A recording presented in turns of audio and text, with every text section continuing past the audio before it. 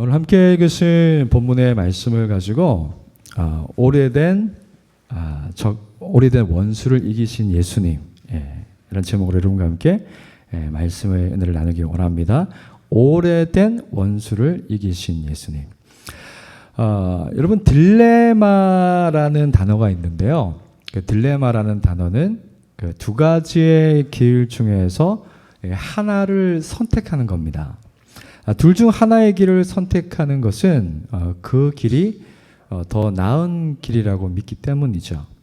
문제는요, 우리가 더 나은 결정, 그 올바른 결정을 했다고 생각했는데 내가 원하는 바람직한 결과를 얻지 못할 때 사람들은 그 좌절감과 의문을 느끼는데요. 그것을 바로 딜레마라고 이야기합니다. 이 딜레마가 그리스 단어인데요. 디 그리고 레마가 합성되어서 두 개의 제한이라는 뜻이 있는데요. 우리는 항상 인생에서 두 개의 갈림길에 놓여 있죠. 그리고 이제 더 나은 길을 선택했다고 믿었는데 그러면 더 나은 길을 선택했으면 항상 좋은 일이 있어야 되는데 그렇지 않다는 거예요. 그것이 우리가 딜레마라고 표현하는 거죠.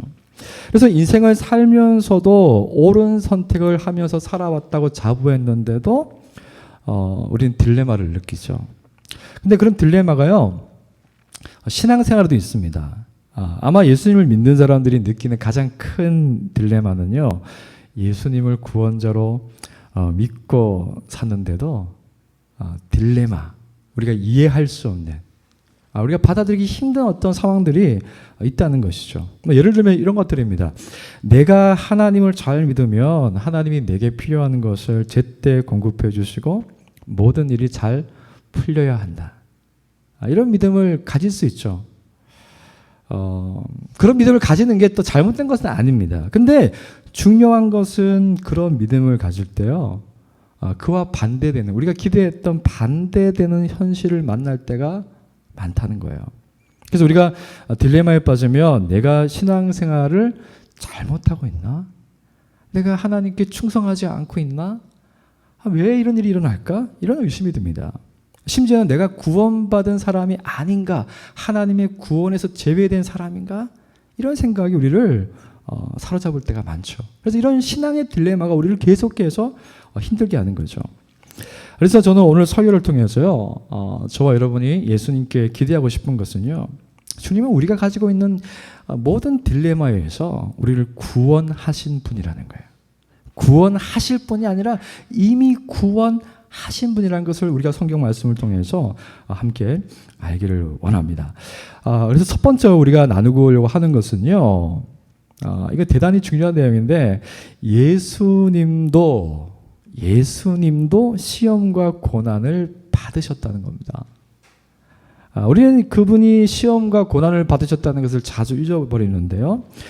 예수님이 우리를 구원하기 위해서 공식적인 사역을 시작하실 때 아주 중요한 두 가지 사건이 있었습니다. 그 중에 하나가 예수님이 세례를 받으신 것이고요. 다른 하나는 예수님이 광야에서 시험을, 마귀에게, 사탄에게 시험을 받은 것입니다. 중요한 것은요, 이 두 개의 사건이 그때에라는 단어로 연결되어 있습니다. 예수님이 세례를 받을 때 하나님은 예수님이 어떤 분인지를 우리에게 말씀해 주셨죠. 이는 내 사랑하는 아들이요 내 기뻐하는 자다. 하나님이 너무 사랑하고 하나님의 기쁨이었던 예수님이 세례를 받으실 때 그 음성이 하늘로부터 들려왔죠. 근데 중요한 것은요, 그 사랑의 음성, 하나님의 그 완전한 인정을 받은 예수님이요, 그 세례를 받고 물에서 나오시자마자 그분이 성령님께 이끌려서 마귀에게 시험을 받기 위해서 광야로 나가셨다는 거예요. 이게 바로 딜레마죠. 우리는 이것을 굉장히 그냥 편안하게 볼 수 있겠지만요, 아닙니다.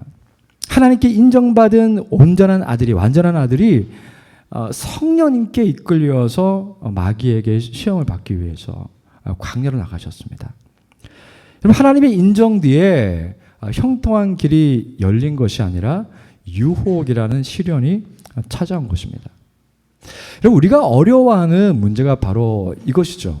우리는 내가 하나님의 기준에 어울리는 삶을 살지 않고 있다는 것을 알고 있으면요, 인생에 문제가 생기면 하나님이 내게 벌을 내리신다라고 생각하는 경우가 많습니다.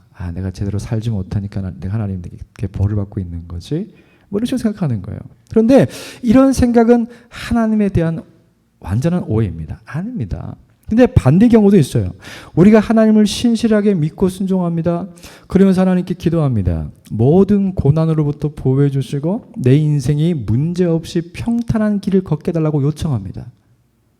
여러분, 시편의 기도들 보면요, 얼마나 그런 것들이 많습니까? 우리가 성경 통독을 지금 하고 있는데 다윗의 그 시편에 보면은 내가 주의 말씀에 온전히 행하였으니 주께서 내게 복을 주시고, 이런 표현들이 많이 나오잖아요. 하나님을 사랑하는 자들이 그분의 보호를 요청하는 것은 당연한 것이죠. 이건 가정이지만 정말로 여러분이 하나님 앞에서 흠이 없고 완전히 지혜로워서 하나님의 뜻을 헤아리고 사람의 마음도 헤아리고 그리고 어떤 시기와 때를 적절하게 알아서 모든 것을 다 잘 결정하는 그런 사람이라고 한번 생각해 보십시오. 여러분은 하나님의 사랑을 받을 충분한 자격이 있다고 생각할 겁니다. 하나님 여러분을 보실 때 어쩔 줄 좋아서 어쩔 줄 몰라 하실 거예요. 그런데 중요한 것은 그런 우리가 이 땅을 살아갈 때 고난이 없을까 하는 겁니다. 근데 우리는 그렇지 않지만 성경은 역사상 유일하게 예수님이 그런 분이었다고 말씀합니다. 하나님은 예수님을 자신을 온전히 기쁘게 하는 아들이라고 하셨어요. 예수님은 하나님 보시기에 어떤 흠도 없이고 완전히 하나님께 사랑받는 분이었습니다. 근데 그분이 마귀에게 시험을 받기 위해서 광야로 나가셨어요. 하나님의 사랑과 인정을 받은 후에 평탄한 길로 가는 것이 아니라 굶주림과 유혹이 있는 광야로 가셨습니다. 그럼 만약에 기독교를 이야기한다고 하면서요, 우리가 하나님을 믿으면 우리 인생에는 더 이상의 고통과 고난과 슬픔이 없다고 말하는 사람들이 있다면 그것은 기독교를 잘못 이해하고 있는 거예요. 기독교는요, 너무 현실적이에요. 고통과 고난이 없다고 말하지 않습니다. 대신에 고통과 고난과 시련과 어려움이 있는데 거기서 우리가 해결하는 게 아니라 구원자이신 예수님이 우리를 찾아오셔서 우리를 건져낸다고 말씀하는 게 참된 기독교죠. 여러분, 우리가 이 말씀을 어떻게 받아들여야 할까요? 하나님께 사랑과 인정을 받고 있는데 시련과 고난이 온다. 여러분, 예수님의 삶에 우리가 좀 더 깊이 들여다보면요, 우리가 이런 것들을 보게 됩니다. 어떤 것을 보게 되면요, 예수님은 하나님께 인정받고 사랑받은 다음에요, 시험 받으셨잖아요. 근데 그 시험이 끝이 아니었어요. 그분이 공식적인 사역을 시작할 때에 사탄의 유혹과는 시험과는 비교도 할 수 없는 일들이 일어나기 시작합니다. 예수님이 누가복음 9장 58절에서 여우도 굴이 있고 공중에 새도 집이 있을 때 인자는 머리 둘 곳이 없도다라고 하셨죠. 그래서 예수님은 집 없는 분들, 집 때문에 큰 대출을 받은 분들의 마음을 이해하십니다. 주님이 제 마음을 이해하시는 거예요. 제가 어떤 상황인지를. 놀랍지 않습니까? 주님이 우리의 마음을 아신다고요. 그분은 하나님께 인정받는 참 아들이셨지만 가난하셨어요. 그분보다 비참한 삶을 아마 살았던 사람은 없을 겁니다. 완전한 분이셨는데요. 그분은 오해를 받으셨고 사랑하는 사람들에게 배신을 당하고 나중에는 억울하고 편파적인 재판을 받으시고는 결국 죽임을 당하셨죠. 여러분, 하나님의 사랑과 인정 뒤에 이런 고난, 예수님만 볼 때는 죽음이 온다는 겁니다. 여러분, 이 모든 예수님의 어떤 그 삶에서 일어나는 것들이 우리에게 주는 메시지가 무엇일까요? 오늘 본문을 집중해서 보게 되면요, 세상에는 악이 존재하고 우리를 미궁에 빠뜨리는 숱한 의문들이 있다는 겁니다. 이 두 가지는요, 세상을 사는 모든 사람들이 피할 수 없는 난치병과 같습니다. 예수님을 믿는 사람이든 아니든 모든 사람들이 피해가지 못합니다. 여러분, 오늘 성경은 아주 중요한 이야기를 하고 있는데 우리가 놓치고 있는 것이 있다고 말합니다. 그것이 뭐냐면요, 세상에는 사람들이 만든 불평등한 규칙도 있습니다. 사람들의 무지함이 만든 고통도 있어요. 그리고 때로는 원인을 알지 못하는 육체적 질병도 있습니다. 그리고 한 가지 더, 세상에는 악한 영적 세력들이 실제로 존재한다는 겁니다. 우리는 자주 그것을 잊고 살 때가 많죠. 그리고 그 악한 영적 세력들의 배후에는요, 하나의 초자연적인 인격체, 성경에서 말하는 거짓의 아비, 타락한 천사, 사탄, 마귀가 있다고 이야기하죠. 그리고 그 악한 영의 세력은요, 실제로 존재할 뿐만이 아니라 착하고 경건하게 살려고 하는 사람들을 공격합니다. 만약에 저와 여러분이 아담과 하와를 유혹하던 그 마귀, 뱀의 실체를 갖다가 우리가 우화나 전설로 향한다 그러면요, 우리는 착각하는 겁니다. 전설이 아니에요. 실제로 일어난 일이었고, 그것 때문에 우리는 아담과 하와는 죄를 지었고 그 죄의 유전이 되었죠. 원죄가 있는 겁니다. 여러분, 이처럼 우리 안에 악한 영의 세력들이 실제로 존재하고 착하고 경건하게 살려고 하는 사람을 공격한다는 거예요. 오늘 성경이 세례와 시험을 하나의 사건으로 연결시켜서 우리에게 보여주려고 하는 이야기가 바로 이것입니다. 우리 인생에서 생각하지도 않았던 문제와 의문들 뒤에는요, 악한 영적 세력의 영향도 있다는 것입니다. 근데 중요한 것은요, 모든 것이 악한 영의 세력이 만든 일은 아니에요. 아니지만 그 인생의 딜레마를 느끼는 이유 중에 적어도 하나는 된다는 거죠. 그래서 우리는 근데 중요한 것은 왜 우리가 이런 악한 영의 세력을 인식하지 못하면서 살고 있을까요? 왜냐하면요, 우리가 늘 자주 얘기하지만은 우리가 살고 있는 세속, 하나님을 알지 못하는 세상을 세속이라고 표현합니다. 세속의 사람들은 세상이 물리적인 힘으로 구성되어 있다고 믿습니다. 이것은 영혼도 죽음 이후에 영원한 세계도 없다고 부인하죠. 눈에 보이는 것만 믿고 보이는 모든 것은 자연과학으로 증명이 가능해야지 믿을 수 있다고 말합니다. 여러분, 그런 세상 사람들에게 악한 영적 세력이 있다고 이야기하면요, 그 사람들이 우리의 얘기를 들으면요, 이렇게 폄하합니다. 종교적 신념일 뿐이다. 그런 건 없다고 이야기하죠. 근데 여러분, 미국의 그 사회 비평가인 콜롬비아 대학교의 그 교수 앤드류 델방코는요, 미국 사회에 대해서 이런 얘기가 있습니다. 미국 문화에는 눈에 보일 정도로 악이 존재한다는 것을 알지만 그 악에 대응할 힘이 없다는 괴리에 빠져 있다. 실제로 악한 영의 세력에 영향을 받지만은 그것을 무시하고 사니까 그것을 대처할 수 없는 괴리에 빠져 있는 거죠. 우리는 오늘 말씀에서 예수님이 마귀에게 시험을 받으시고 또한 고난 끝에 죽임을 당하셨다는 것을 통해서요, 세상에 악한 영적 존재가 있고 그 악이 우리를 유혹하고 넘어뜨리려 한다는 것을 알아야 합니다. 이것은 우리의 인생의 딜레마의 한 부분을 풀어낼 수 있는 중요한 열쇠가 되는 거죠. 그래서 두 번째로 여러분과 함께 나누고 하는 것은 뭐냐면요, 이 악한 영의 세력은 누구이고 우리가 싸우는 것은 어디이며 악한 영과의 싸움에서 우리를 승리로 이끄는 것은 무엇인가 하는 겁니다. 첫 번째 질문인데요, 악한 영의 세력은 누구인가 하는 겁니다. 여러분, 성경은요, 악한 영의 세력을 실제로 존재하는 마귀라고 이야기합니다. 그런데 우리가 이 악한 영의 세력을 이야기할 때 반드시 알아야 되는 것은요, 그것은 마귀는 하나님의 자녀를 제어할 수 있는 능력이 없다는 겁니다. 이것을 아셔야 돼요. 마귀는요, 하나님의 자녀를 제어할 수 있는 능력이 없습니다. 이것은 유혹과 다릅니다.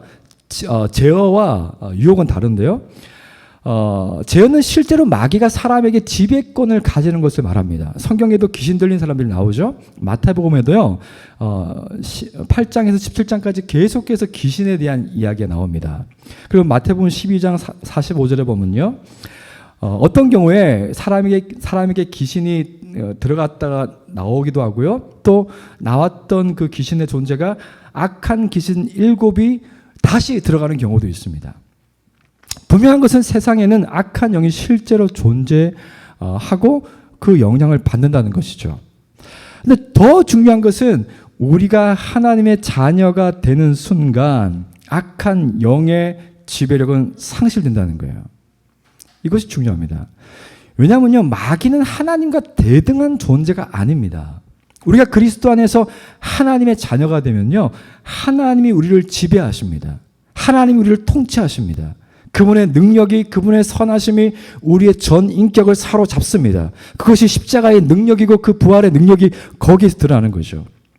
우리가 그리스도 안에서 하나님의 자녀가 되면 하나님이 우리를 통치합니다. 그래서 그 하나님의 통치는, 그 통치를 믿는다면 우리 안에 사탄의 지배력이 존재할 수 없다는 것을 알게 되는 거죠.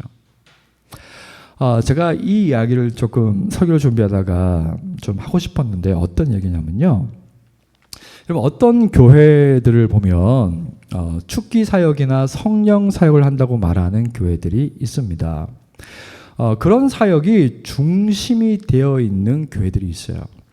아주 위험합니다. 왜 위험하냐면요.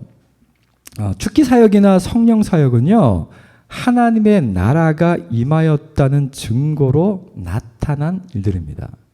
하나님의 나라를 알리신 예수님이 오시니까 그 하나님 나라가 실제로 어떤 것인지 드러나야 되니까 사탄의 권세가 지배력을 잃고 도망가는 것이 보이는 거죠.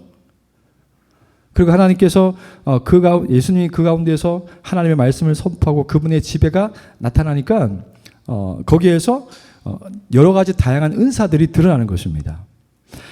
그래서 예수님의 복음을 통해서 하나님과 자녀가 되면요, 더 이상 악한 영의 지배권이 없습니다.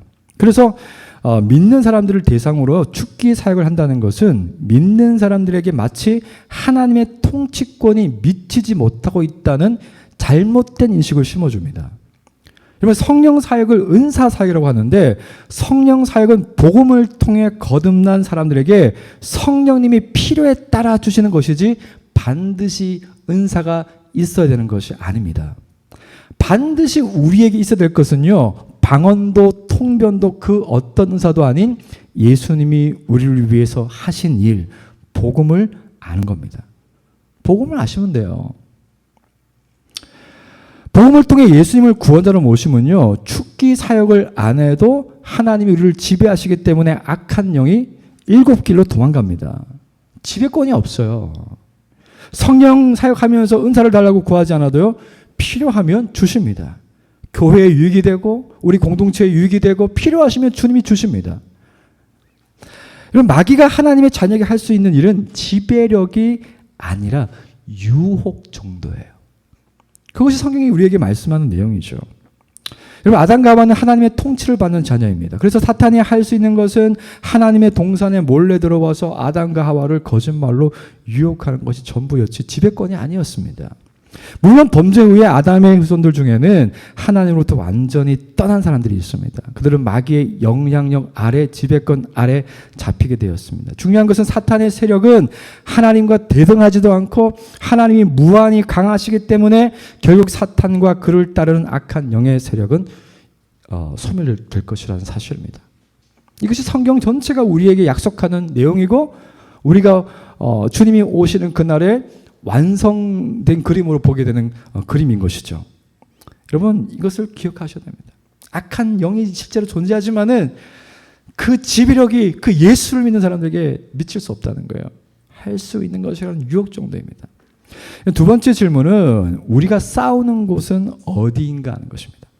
마귀는 우리의 마음에 의심을 주고 현실의 상황을 이용해서 우리의 확신을 의심으로 만들려고 합니다. 이것이 굉장히 사실 중요하죠. 마귀가 예수님께 2번을 이렇게 이야기했습니다. 당신이 하나님의 아들이라면, 당신이 하나님의 아들이라면 그 아들이란 증거를 보여주십시오. 이렇게 얘기한 거죠. 그래서 돌이 떡이 되면, 성전에서 뛰어내려서 천사가 받아주면, 당신이 하나님의 아들이라는 것이 증명되지 않겠습니까? 증명은 누가 하냐면요, 내가 하나님의 아들이라는 확신이 없는 사람들이 증명하려고 하는 거예요. 예수님은 하나님과의 관계에서 의심이 전혀 0.0000001%도 없는 분이었죠. 하나님이 내게 신실한 아버지라는 것을, 영원히 하나님께 사랑받는 아들이셨죠.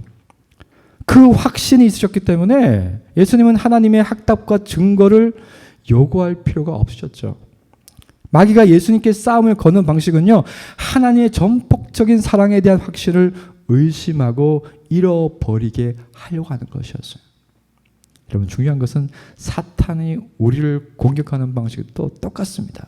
사탄은 우리가 예수님이 하나님의 아들이고 세상의 구원자라는 것을, 그분은 우리의 구원자입니다. 모델도 아니고 우리가 바라봐야 될 어떤 성자도 아니고, 그분은 우리의 구원자예요. 구원자는 우리의 모든 것이 될 수가 있죠. 우리의 삶의 모든 것이 될 수 있습니다. 여러분, 성경은 그 우리의 구원자이신 예수님이 하나님의 무한한 인정과 사랑을 받는 아들이다. 그리고 그 예수님이 하나님께 인정받는 아들로서 평탄한 길로 가서 왕자에 앉은 것이 아니라, 그분은 십자가에서 가시 멸관을 쓰시고 모든 시험을 다 받으시고 결국엔 죽었다고 말씀합니다. 왜 그렇게 하셨습니까? 주님이 고난받으시고 죽으셔야만 예수님을 믿는 사람들이 하나님의 사랑을 선물로 받을 수 있기 때문입니다. 그 선물이 무엇입니까? 그 선물은요, 하나님이 우리를 예수님과 동일한 존재로 여기시는 거예요. 하나님의 무한한 인정과 사랑받는 자녀가 되었다는 그 하나님의 인정이 하나님의 사랑의 선물입니다. 그 예수님을 통해서 우리도 예수님처럼 하나님의 사랑과 인정을 받는 거죠. 그래서 우리가 예수님을 하나님의 아들로 믿고 예수님이 우리를 위해서 고난과 죽음을 당하셨다는 것을 깊이 신뢰할수록 더 이상 죄로 인한 벌이 두렵지 않습니다. 나의 과거, 현재, 심지어 여러분 미래는 죄에 안 짓나요? 어떤 면에서 참 우리 인생이 안타까운 건요, 죄가 예약되어 있다는 거예요. 우리는 죄를 짓잖아요. 오늘 회개했다고 내일 죄를 짓지 않을까요? 아닙니다. 우리가 원래 그런 존재예요. 그런데 그 모든 죄의 값이 십자가에서 지불되었다는 거예요. 완전히 지불되었고 더 이상 남아있지 않다는 겁니다. 이것이 우리의 능력이 아니기 때문에 우리는 주님을 바라볼 때마다 겸손하고 담대해질 수가 있는 거죠. 그래서 죄의 벌을 피하기 위해서 진이 빠지도록 수고하지 않아도 된다는 것을 알게 됩니다. 여러분, 종교는 자신의 노력으로 구원을 받으려고 하는 것이고, 복음은요, 값없는 사랑으로 구원받았다는 것을 알기 때문에 그 사랑에 보답하고 싶은 삶을 살고 싶어지는 게 복음입니다. 내가 이루는 구원을 이루는 게 아니라 예수님이 이루신 그 은혜 때문에, 그 사랑 때문에 그 사랑에 보답하는 삶을 살고 싶어지는 거예요. 나를 위한 주님의 희생을 아는 사람은요, 내가 이룬 성과에 우쭐하지도 않고요, 내가 실패했다고 해서 절망하지도 않습니다. 예수님이 나의 정체성이 된 사람은 외모나 지위를 쫓는 불행에 끌려다니지 않습니다. 사람들의 평판에 위축되지도 않고 주님의 사랑에 단단히 붙어 있습니다. 근데 여러분, 이렇게 살고 있지 않다고 실망하지 마세요. 저도 그렇지 않거든요. 성경이 우리에게 이것을 말씀하실지 저도 사실 이 복음의 결과를 확신하지 못하고 의심하고 그렇게 살 때가 참 많아요. 근데 이 모든 것이 가능한 이유는요, 예수님 때문에 우리가 하나님의 가족이 되었다는 사실 때문이에요. 여러분, 하지만 사탄은 예수님이 우리를 위해서 하신 복음의 은혜와 능력을 숨기고 우리 스스로 하나님의 자녀라는 증거를 보여달라고 유혹하죠. 왜 이것으로 우리를 공격할까요? 예수님이 하나님의 아들로서 우리를 대신하여 죽으셨다는 믿음이 흔들릴 때 우리는 하나님의 가족으로 입양된 우리가 누리는 모든 복음의 결과와 모든 능력도 함께 흔들립니다.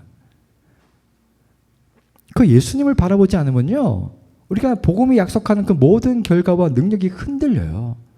결국 의심하고 흔들리니까 다른 길을 찾죠. 마귀는 기독교를 믿지 않는 사람들에게는 계속 예수님이 하신 복음의 진짜 의미를 숨깁니다. 예수님을 구원자가 아닌 괜찮은 성자쯤으로 생각하는 것을 멈추어 있게 만들죠.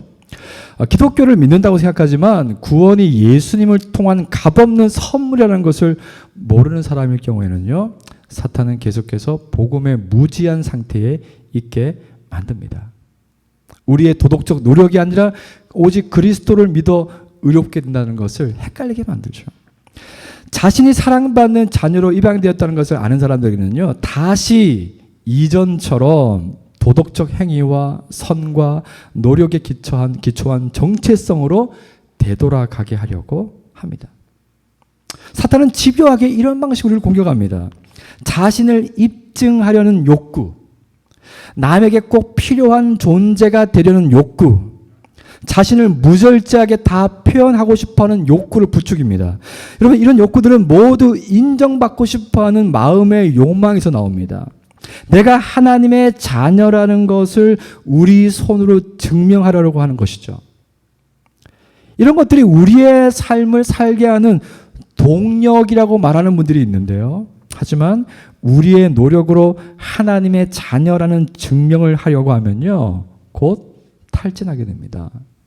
실망으로 끝납니다. 여러분, 우리에게 진짜 필요한 동력, 우리의 삶을 살게 하는 진짜 동력은요, 내가 만드는 것이 아니라 예수님이 성취하신 거예요. 예수님이 이루신 거예요. 그러니까 그분이 우리 구원자이죠. 너는 내 사랑하는 아들이요 내가 기뻐하는 자녀다라는 그 하나님의 인정, 이것이 우리에게 필요한 삶의 동력입니다. 여러분, 사탄이 질색하는 것이 있습니다. 그것은 뭐냐면요, 하나님이 우리에게 너는 내 사랑하는 아들이다, 내 딸이다라고 말씀하는 것이 변하지 않는 우리의 마음과 삶의 동력이 되는 걸 가장 싫어합니다. 여러분, 너는 내 사랑하는 아들이다, 딸이다, 이 인정이 있으면요, 이 변하지 않는 이 하나님의 인정이 우리의 마음과 삶의 동력이 되면요, 사탄이 어떤 유혹으로 공격을 해와도요, 아무 소용이 없어요. 바위에다가 계란치기밖에 안 됩니다.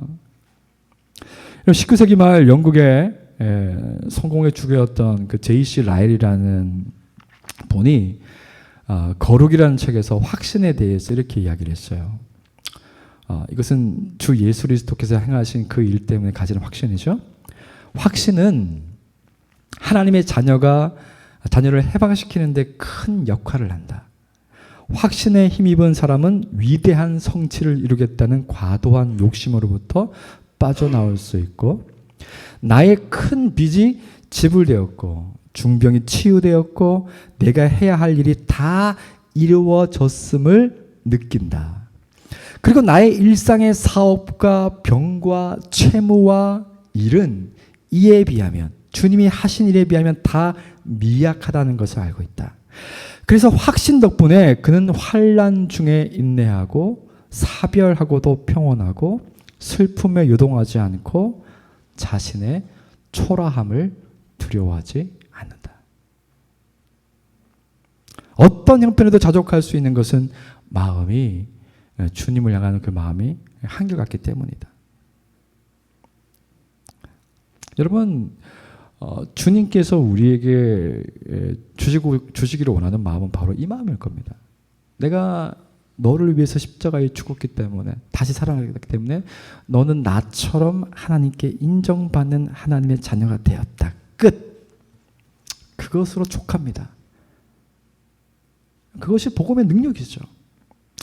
세 번째로, 사탄과의 싸움에서 우리가 사용해야 할 무기는 무엇일까요? 사탄과의 싸움에서 우리가 사용해야 될 무기는요, 그래서 우리 마음에 거짓을 심어서 확신을 잃고 의심하게 하는 그 마귀에게 대적할 수 있는 방법은요, 예수님께서 하셨던 것과 똑같이 진리를 되새기는 거예요. 예수님은요, 마귀에게 시험 받을 때 신명기 8장 3절, 6장 16절, 6장 13절로 차례로 대응하셨습니다. 여러분, 우리가 성경을 읽고 암송하고 묵상해야 되는 이유는요, 하나님의 말씀을 알고 확신할 때, 그 말씀을 믿을 때 사탄의 거짓이 드러나는 거예요. 우리의 무지함이, 하나님을 알지 못하는 우리의 무지함이 드러나는 겁니다. 하나님이 얼마나 아름다운 분이고 하나님이 우리를 위해서 얼마나 위대한 일을 계획하고 계시고 하나님의 복이, 우리를 위해서 준비된 복이, 하나님의 놀라운 사랑이 얼마나 크게 지금 준비되어 있는지를 알게 하는 거죠. 그런데 모르면은, 하나님의 말씀을 모르면은 이 모든 좋은 것을 누릴 방법이 전혀 없습니다. 사탄의 공격이 최고조에 이르더라도 우리는 절대 무너지지 않는 강하고 견고한 하나님의 말씀이라는 그 성위에 있으면요, 이 전쟁에서 우리가 승리할 것을 확신할 수 있게 되는 것이죠. 여러분, 말씀을 맺겠습니다. 여러분, 우리가 이 땅의 삶은 성공과 기쁨과 복이 보장되어 있지 않다는 것을 기억하십시오. 때로는 그런 생각하면 되게 우울한데 우울해하지 않아도 괜찮습니다. 왜냐하면 우리에게는 우리가 이루는 성공이 아니라 하나님이 주실 그 복이 있다는 것을 아셔야 돼요. 내 손으로 이룬 것이 아닌 하나님이 주시는 놀라운 은혜와 복이 있다는 것을 아셔야 됩니다. 그러니까 내가 뭔가를 이루기 위해서 노력하지 않아도 하나님이 주시는, 우리가 기대할 수 없는, 예기치 못했던 기쁨이 있다는 것을 항상 기억하는 것이 필요합니다. 그게 성경의 증언이니까요. 우리는 최선을 다해 살아도 결국 우리 앞을 가로막는 일들이 생깁니다. 탁월한 재능과 성실함, 그리고 숙련된 기술을 갖춘 사람도 이해하기 어려운 인생의 의문과 문제 앞에 서게 됩니다. 이 모든 일은요, 악한 영의 세력과 사람의 범죄 때문에 일어난 일입니다. 그리고 더 솔직하게 말씀드린다면 앞에 두 가지의 이유로도 설명할 수 없는 의문들이 분명히 있습니다. 그 외에도 많아요. 그런데 우리가 기억해야 될 것은 악한 영의 세력도 별것이 아니라는 것입니다. 사탄은 이제 우리가 무시해도 될 정도가 되었습니다. 될 정도의 존재가 되었습니다. 그는 우리에 대한 지배권이 없습니다. 우리가 이해할 수 없는 인생의 의무도 마찬가지죠. 이 두 가지로 해결할 수 없는 그 숱한 의무도 마찬가지입니다.